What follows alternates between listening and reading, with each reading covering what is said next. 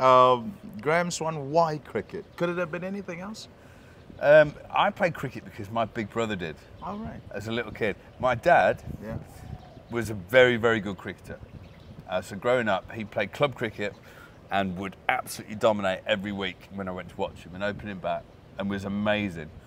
And I didn't know this at the time. I just thought, your dad's Superman, isn't he? Yeah, He's your superhero. And I just took it for granted that he was the best player in every game he played. Right. But it turned out that he's a working class background in the UK, as was my mum. Yeah. They met at college. They didn't have a penny to rub together. They both got jobs as teachers. My mum got pregnant and had to quit work because there was no maternity leave in those days. Meanwhile, my dad was playing local club cricket and killing it, and was offered professional contract with Northampton, but couldn't take it, couldn't afford to do it. It didn't have the security, it didn't have the money in it. All right. They couldn't do it. So as a result, he never played professional cricket, easily good enough. Right. When I grew up and I got to know how good he was and played with him. He was still opening the batting when I was 14. I was opening the batting with him. Brilliant player. So that was it. He played cricket. We watched cricket. We grew up cricket. And my big brother ended up playing professionally. And you do everything your big brother does, don't you? Right. I mean, I sometimes wish it had been golf.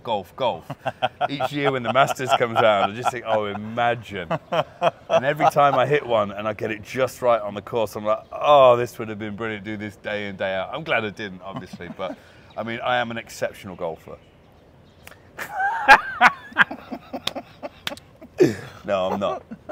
I'm good enough. Humility, where are... Oh, no, he just went out there, humility. The thing is, I can say that because no one watching this will have played golf for me, or very few people will have played golf for me. And those who have will know that whether I'm joking or not. Right. Okay. Because he's always serious. Yeah. Okay. Take me into a 14-year-old Graeme Swann in a cricket change room. Yes. And develop that over time to when did you play? How old were you play for England? I was 19 when I played my first game for England, or 20. I played one game, and then I had 8 years to wait till I played again. Okay, so maybe take me from the 14-year-old in the change room to the 19-year-old who peaks into an international change room and then goes away and is in a Northampton change room. Yes. And then goes back into an England change room, and kind of how all of that shapes you and what happens in there in your head. Right, so I think this is very simple, and not very simple, but this is my theory on sport and sort of elite sport when you're a youngster especially. When you're 14 years of age, when I was 14, I knew I was the best player in that team. You don't have any empathy for anyone else. I know I'm the best player. I have no doubts whatsoever. I don't have failure behind me to look back on. I am too good for this age. I will turn up. My body language will exude confidence. People know that I'm going to play against them. They'll see me. They'll shrivel and I will perform. That's how I saw it in my own head. That is how I think every elite 14-year-old sportsman sees themselves. Even those who have got grounded enough parents and to pretend that they're not. That's how you see it. You genuinely think you're the bee's knees. Right. As you get older, that starts to get knocked a bit, because each time you go up a level, you play with another team. Am I still the best player? You might have to take a couple of games to think, you know, I am the best player. That fills your confidence tanks even more. You get to a certain level, and all of a sudden you think, I'm not the best player anymore. And the day you start thinking I'm not the best player anymore, you stop performing like the best player, if that makes sense. I get that. The day you start doubting yourself. So I always think this when I watch football, and I know each one of those guys on the field in Premier League football has at some point been the best player in the country by miles. And yet some of them look like cart horses next to others. And it's the ones who have either been there a long time and done it, or the ones who just have like incredible self-belief or are too thick to know otherwise. They're the guys who seem to always excel. The ones who think about it too much and start questioning themselves are the ones who fall away. So from the age of 14 to 19, I never questioned myself whatsoever.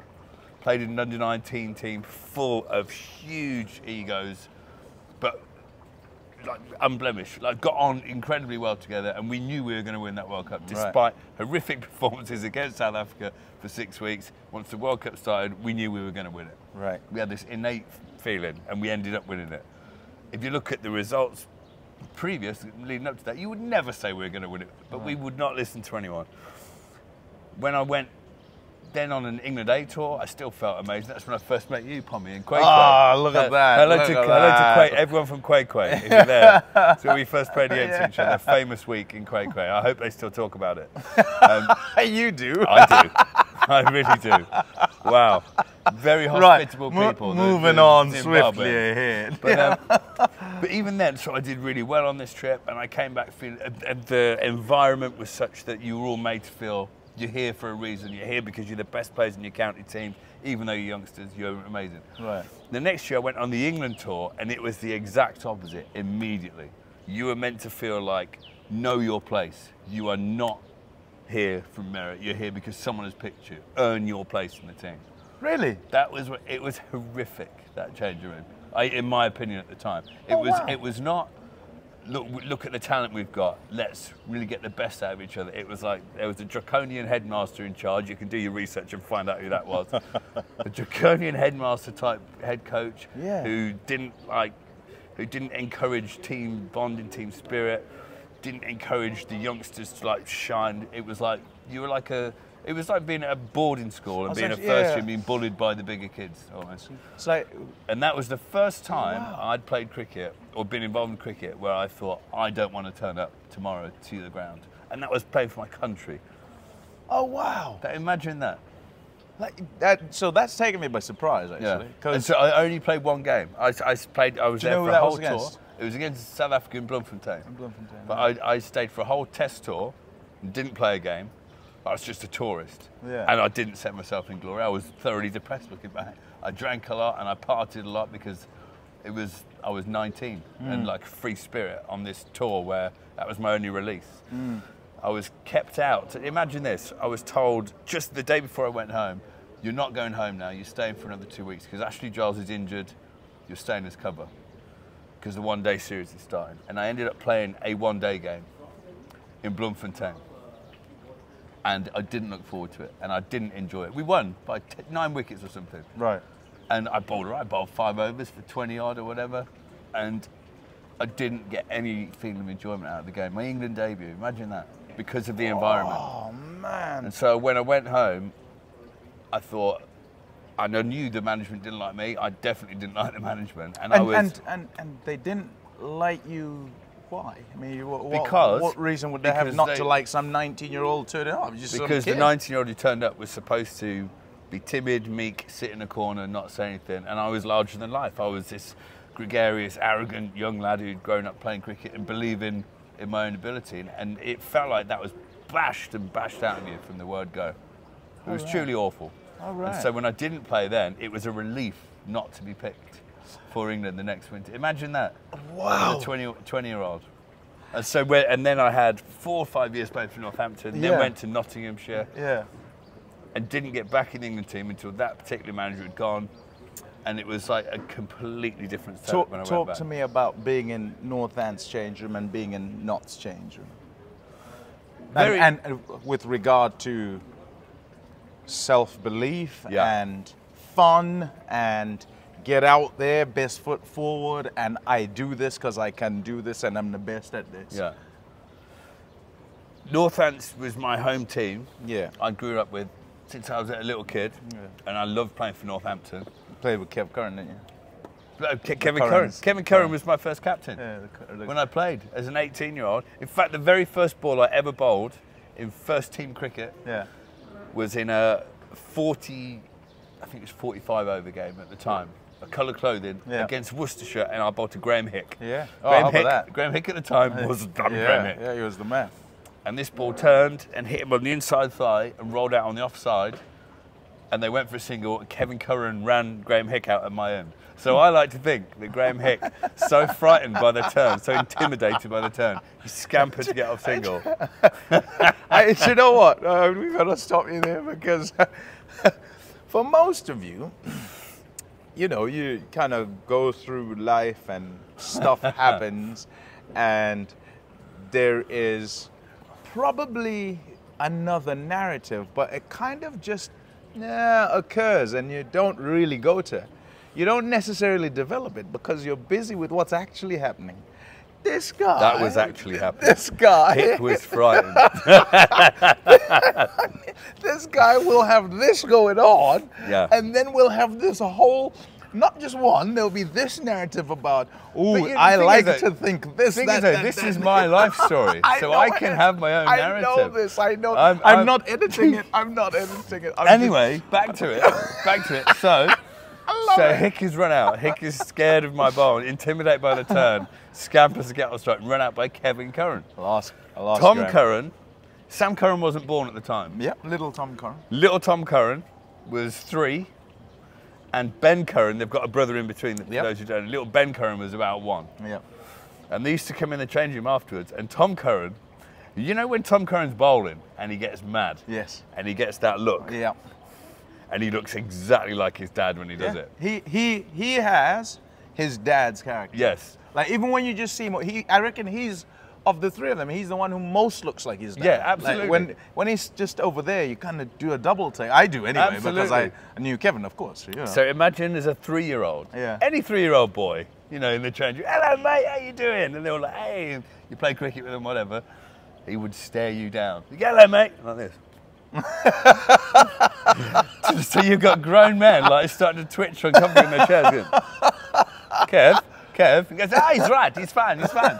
Play cricket with him. And so you play cricket with him and he'd whack it and just and Kev used to take him out on the outfield to hit a little golf club. He could hit the ball like 50 yards as a 3-year-old. Yeah. Like, you know Tiger Woods used to play with his dad as a 3-year-old and get past. Yeah. Tom Curran, if he's not a +5 golfer these days, Tom, you've let yourself down. Because he had this perfect little swing. Really happy memories, but it was a small club who didn't ever believe in itself, I don't think. Looking back, we thought we did at the time, but never actually believed that we could win the championship while I was there. And when I went to Notts in 2005, one of the main reasons for going, apart from the coach at Northampton, there is a common denominator. I know that, it's me. It's not all just coaches, but another South African coach who didn't like me, Mr. Vessels. And I ended up going to Notts, but the first thing that Mick Newell said to me, that made me sign, says, I want to win the county championship this year, and you're the spinner who's going to help me do it. And you thought, oh, I'm up for that. Exactly, but I'd never heard that before. It was always, let's see how the first half of the season goes, let's try and plot a course, and then it was like, no, we want to win the championship this year. And they were in Division 2 at the time, about to win Division 2. But said, no, there's no reason why we shouldn't win it next year.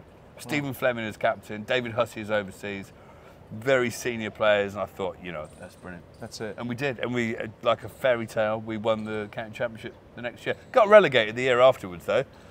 But was that the turnaround for you in terms of, oh, this is Graeme finding himself? Yeah. And now I'm ready to play for England again. And no, not quite then. Not quite? But I went to Trent Bridge because I wanted to learn to bowl on better wickets. Northampton's always turned, it was always a turning pitch. Trent Bridge is not an easy place to bowl spin. Still not. I mean, still hate bowling. My home ground, and I love playing there, but I didn't enjoy bowling there very much. It's a brilliant place to bat. But after my first year, I bowled pretty well all year, especially well in the one-day games. But in the championship cricket, probably got 30-odd wickets. Still never, I'd completely written off the idea of ever playing for England again. But Chris Reed was our keeper. Chris Reed, brilliant, best keeper. Good keeper. Generational talent with the gloves. Yeah.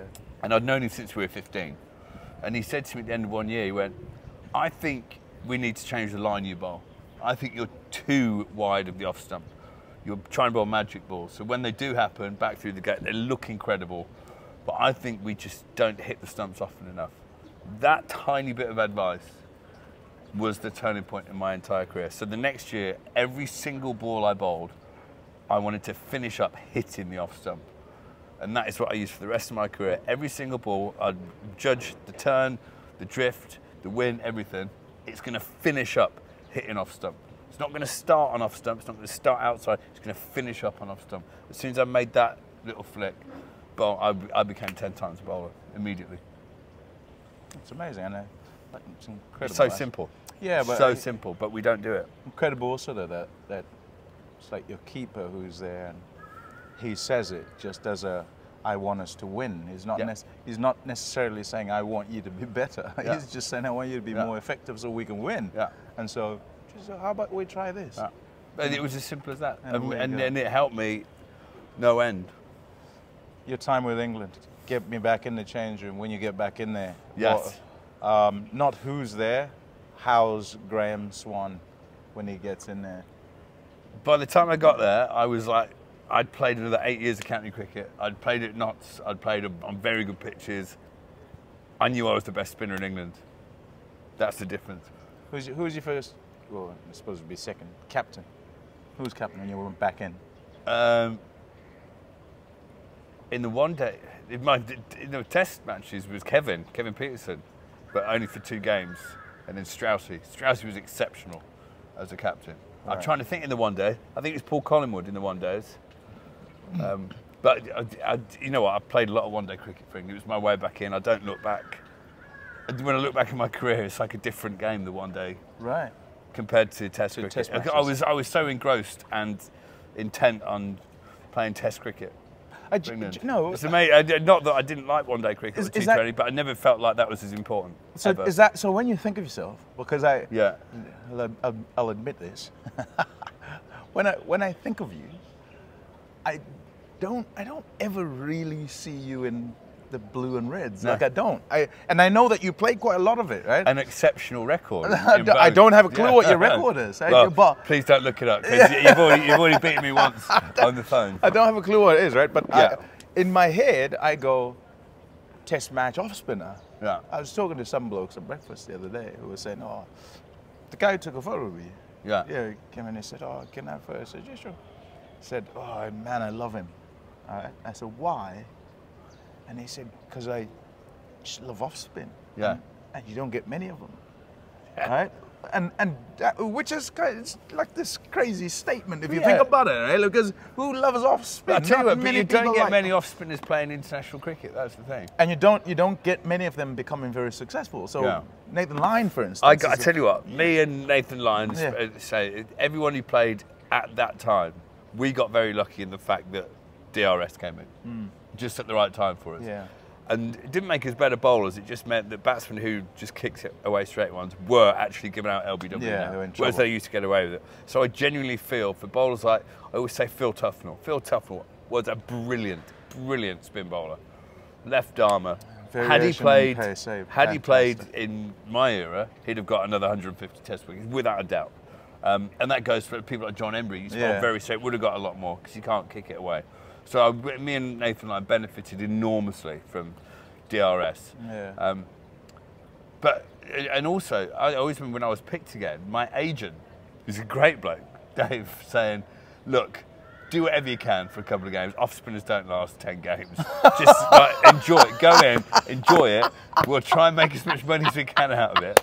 But no, but that wasn't him being negative. That was him being realistic. Saying, we need to try and capitalise on the few games you'll play. Wow. But that was still the thinking of before DRS. Now you wouldn't even think that. You go, you can do your match winner. Yeah. And I think in England, spin bowling still suffers from the old-fashioned thought that they're not match winners. So in county cricket, spinners aren't considered match winners.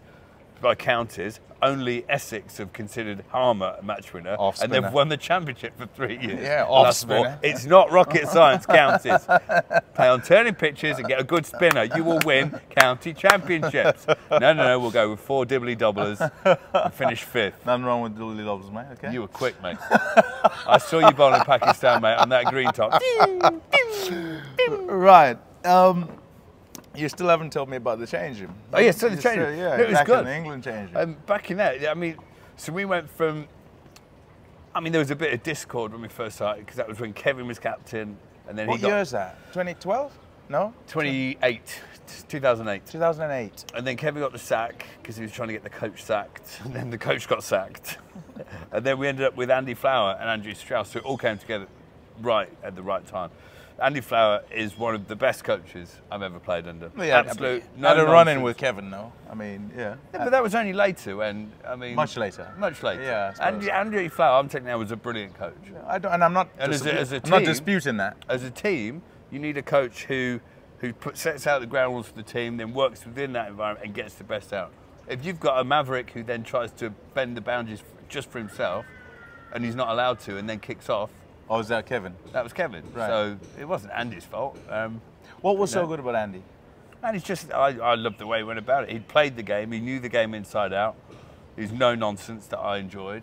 If you put in for him and you did, your job, you was happy to just, and I like that. I like the no nonsense approach. And what was? There was no flower about him. He wasn't flowery in any way, if that makes sense.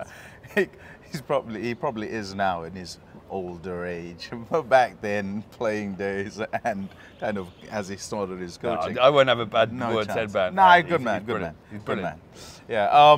And what was the Swann's approach, and what was the Swann like in that iteration, I suppose, when you turn up then? I thought I was just going to enjoy myself. By that stage, because I'd played enough cricket, I'd gone back to that thought of when you're a youngster that I'm the best player. If I believe I'm the best player, believe I'm here for a reason, then there's no reason to worry. I can't change the fact who I'm bowling at. I can't change the pitch. I can't change the fact it's an Ashes game rather than a lesser prestige Test match. I can't change the fact that every day is on television. I can't change the fact there's no hiding place. So just roll with it and enjoy it. And as soon as I did that, I loved every minute. Are you strong mentally? I think so. Weirdly, I'll tell you that this is something that I always used to look around the changing room and wonder why I wasn't feeling the same pressure of other people. Because you turn up for a big day, and although, sometimes you had the jitters or whatever, I'd walk in and see some people visibly like biting nails or very quiet and people pacing up and down, and I never felt that, or so I thought. And I'd go out and play, and my whole thought was, que sera, what will be at the end of it. The first day I ever walked into the Oval, when there was, I was doing broadcasting, so I'd finished playing, and I walked in through the Alex Stewart gates at the Oval towards the media centre, and I stopped. It was like being hit by lightning. Something I felt out of this world sort of thing. I thought, what the hell is that? And it was the fact that I didn't have any performance pressure on my shoulders whatsoever. I'd walked into a ground to go and talk about cricket for 6 hours. Talking about cricket is a piece of cake compared to playing cricket. You are going to get no argument here. And it hit me like a bolt of lightning. And I realised then that I'd convinced myself that I didn't suffer from nerves or stress or anything, when actually that was just my defence mechanism to cope with it, to pretend it didn't. So to create in this that world, respect, I would say that mentally I am strong because I'd managed to find something, a defence mechanism that worked. But others might say, well, that you were just lying to yourself. Yes, I was. But I think top sportsmen do that. Did you find this defence mechanism and use it because it worked, or did you just have a defence mechanism and it works? Like, do you know what I mean? I think it was that, because I didn't know I had it. Right. That's what I mean. Yeah. It wasn't until after I walked in as a broadcaster. And trust me, and since I've done things in broadcasting that frighten me as much as when I used to play it. And I use the same thing now. I just go, what's the worst that can happen? Right. In fact, in broadcasting, it's often different because you turn the camera off and do it again. You don't do much live stuff. And live stuff is to be embraced and say, if anything goes wrong, roll with it and it's fine. And it's not like we're ever hosting the Oscars or the Grammys, is it? Yeah. Oh, sorry, I just spittled on you there. Right. We're doing cricket, and live cricket, you just let your emotions go and you follow the game, and you hope that the game you're talking about, you're conveying your excitement to the people at home and it matches theirs. But when you're playing, you have no control over the people at home. And if you do something wrong, you can upset or anger an entire nation. And when it's your own, when it's the opposing nation, when it's Australia, it feels great. But when it's your own nation, it feels dreadful. Oh man, they live rent-free in your head, man. Who? Oh, who? Oh, no. This is just like, so the English, and you know this because you know as well, we love to have a rival. So every football club has a rival. It's the team that's nearest by. So I'm a Newcastle fan. Sunderland. Oof. Everything about Sunderland. They live up there. And there's a nation you have. So in the rugby, it's Wales, or France, or Scotland, or Ireland. In the football, it's Germany. In the cricket, of course, because of the Ashes, it's Australia. And I was very lucky to play 4 Ashes, 3 of them that we won, which not many people can say. Mm. They weren't all because of me. 2 of them were because of me. Could you have? Could you have? I'm not sure if it ever came up or if you're ever in line for the job. I'm speaking to character and way and kind of the way you kind of go about stuff and win about stuff. Could you have captained England? Yes, without a doubt. Maybe I wouldn't have been a great captain. I was always a good lieutenant, I thought, which is the English for lieutenant, if you were wondering. My son taught me that, because I always thought it, and I didn't know the difference. His Americans say lieutenant, English say lieutenant, Dad. He's in the Army Cadets. All right, Wilf. I captained 3 times for England in T20s, basically when everyone was either injured or ill or on holiday, and the only person left realistically was me. And even Andy Flower, when he asked me, there was a function in London, he took me aside into like a corridor outside, and he couldn't even look me in the eye, and he was giggling. He goes, "I can't believe I have to ask you this, but would you do the honour of captaining in England?" And I loved it. I mean, I read the game inside out, I always thought, and I loved it. I did wear my heart on my sleeve when I bowled, but I think I'd have ended up being a captain who under-bowled myself. Yeah, that can happen. Which is, you could argue, better than over-bowling yourself, but I enjoyed it. So I won 1 game at the Oval, and then we lost a game where we kept the West Indies down to 110 and somehow didn't knock them off. And then won a game in India, which is one of my proudest moments. We won a T20 game here in Calcutta against India. And I like to think it was my tactical genius.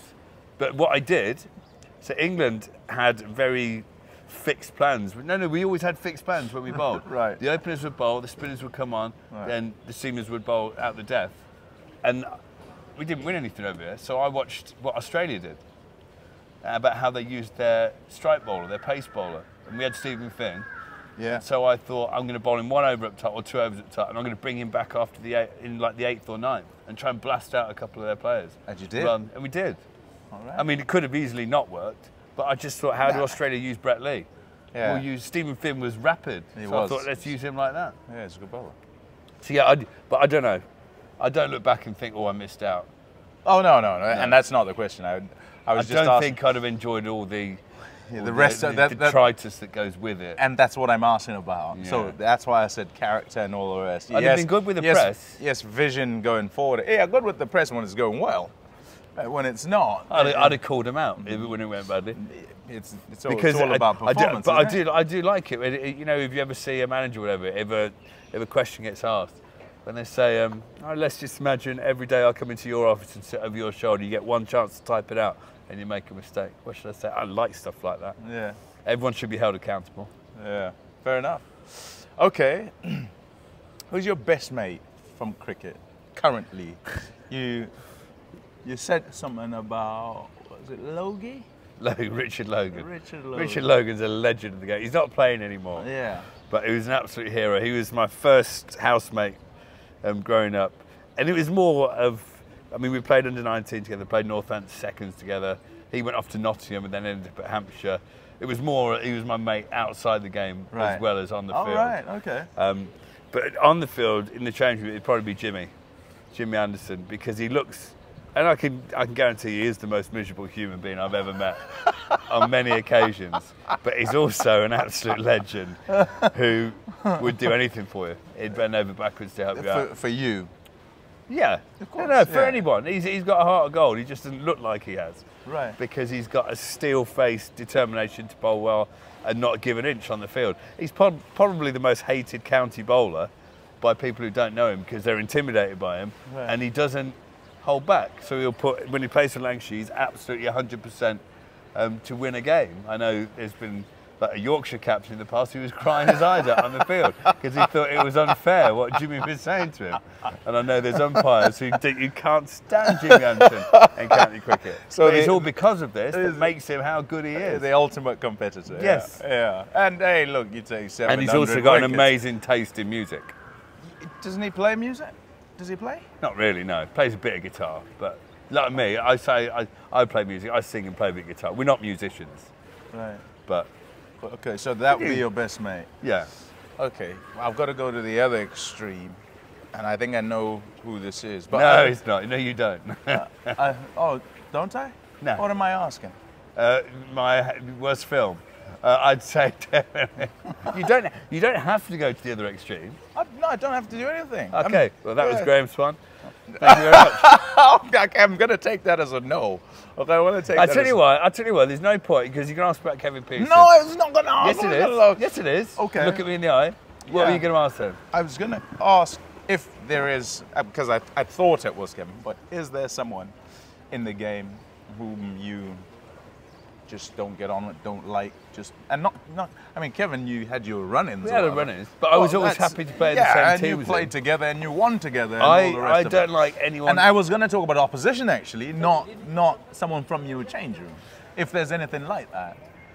I think every team has one person who isn't popular within their own changing room, who isn't popular with the opposition, but they're normally very, very competitive, and that's the reason why. Right. I think every team has got one. Okay, no, let's not go there then. Certain teams have. Okay, let's not go there. I don't think we need to. We don't need to. I don't like people who bring up the downside of knife, basically. Okay, I prefer the positive things to everything. This is me. I like this because I've got to some part of him that kind of has a. It irked me. Oh, there you go. There's some part of him there that goes, ooh, hold on. But you saw me bowl, right? Yeah. You saw me bowl in one-day cricket. Yeah. You saw how angry I got. I know exactly. It's all a facade. Okay. Is there something, as we conclude, is there something that many would not know about you that you're particularly passionate about? Yes. And it would surprise even me as I sit here. Well, I know you kind of well enough. You know? Ignorant people who don't believe scientists and don't believe those in the know. Flat earthers, I'm looking at you.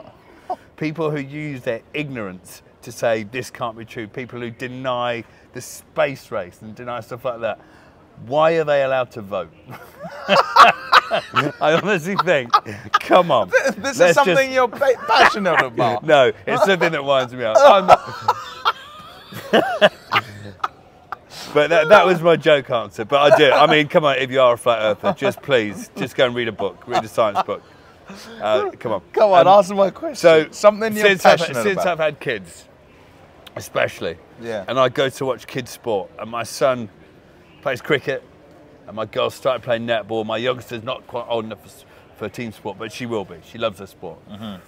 Coaches who don't get children, who don't get how the fun aspect of being an 8, 9, 10, 11, 12-year-old is way more important than the technical side. Yes, you can teach technique and you can slowly, but if you were taking an ounce of fun out of that session, for any one of the kids there, you were not fit to coach kids. I think if every coach was vetted, had an overseer who said, look, you did this wrong. You made that boring, you made that kid feel left out, you made that kid, you put that kid on a pedestal, whatever. Anything that does it, they're not fit to do it. They don't understand what makes kids tick, and that is the fun and enjoyment and excitement. If you're screaming and shouting at your kids on the side of an under-11 football pitch, you're not fit to be watching those kids play. What do you do about it? Do you do anything about it? You can't do anything about it. I try. With my son, I coach. I do the umpiring, and I try and coach from the field. Right. And if I see anything that's bang out of order, I'll stop the game and pull the kids in and say, look, this isn't really what we do in cricket. Right. It is still a gentleman's game, despite all the cheating that goes on. At the heart of it, hopefully you don't say that to them. At the heart of it, it is a gentleman's game. I say, and you should play. You should clap the batsman in. You should never question the umpire's decision. You should take things with grace. You should win humbly. You should lose humbly. You should shake the opposition's hand. You should do all these nice things. You shouldn't watch footballers diving on TV and screaming and shouting at the referee. You should turn to your dad and go, Dad, that's not right. You should go, that's right, son. Rather than going, right, Saturday, you do the same. You get tripped over, dive on the floor and scream at the ref. What? I don't know why it's Is it only those who come from there that do it like that? No, it's everyone. Okay. That's just the generalisation. Yeah, but that's one thing that really gets my goat. When I watch kids play it and the coach has no idea about how to make it fun. Come on. Okay, well, look, this has been great. My YouTube channel is called Mbangwa Media. Mbangwa Media, that sounds like a nice little side hustle to me. Side hustle? Oh, I like your lingo. Yeah. I'm on Instagram. I know what side hustle, passive income side hustle. I get these every day on my phone. They don't work. All right. Please, people, don't buy into it. But please tell them to subscribe to my channel. Oh, subscribe to Mbangwa Media. Oh, yeah, but don't. It's worth it. I love it. That's been Graeme Swann. Tell your friends. Yeah, there you go. Interesting. I think. I hope it's interesting for you.